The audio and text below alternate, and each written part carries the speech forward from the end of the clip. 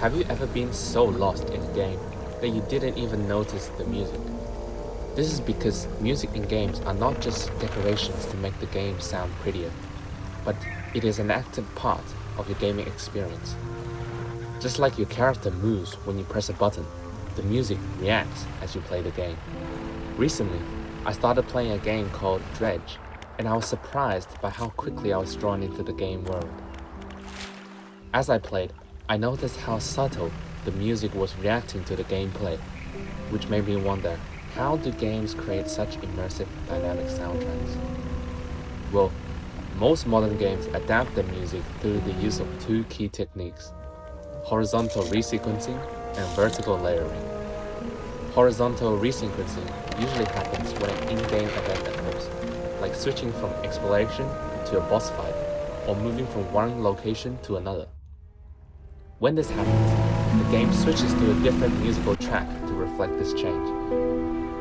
Here's an example of music changing when I docked at a town, causing the music to change from exploration to a location theme.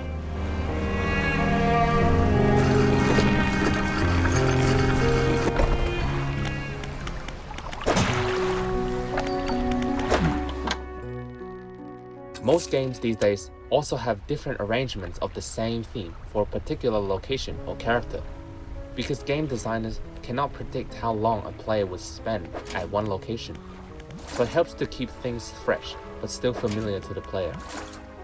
For example, in Dredge, the Traveling Merchant is a character that can be found at multiple locations of the game, and at each location, she has a slightly different arrangement of the theme.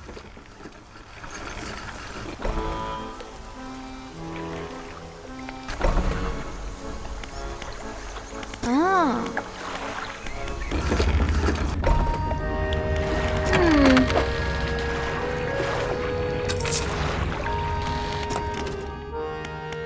The second technique was vertical layering, or vertical remixing.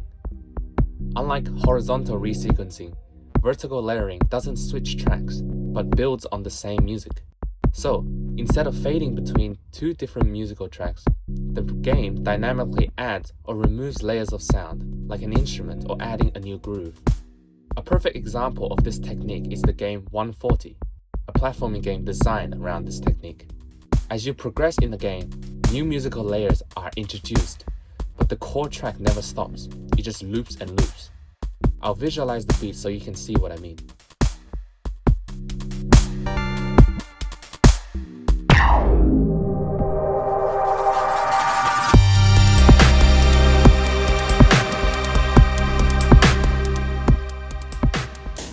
So, let me summarize the main differences between the two techniques. In horizontal resequencing, the track always plays from the beginning, and there is usually a change in harmony, melody, or tempo of the music.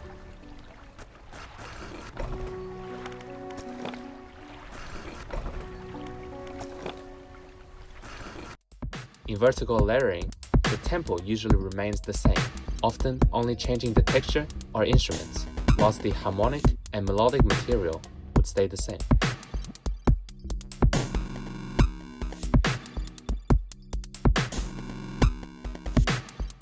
Of course, interactive music is much more nuanced and involves many more techniques beyond these two. But understanding horizontal resequencing and vertical layering will give you a more solid foundation for recognizing how most game music adapts in real time. I hope this video was helpful, and if you'd like me to explore more techniques, leave a comment. Or don't.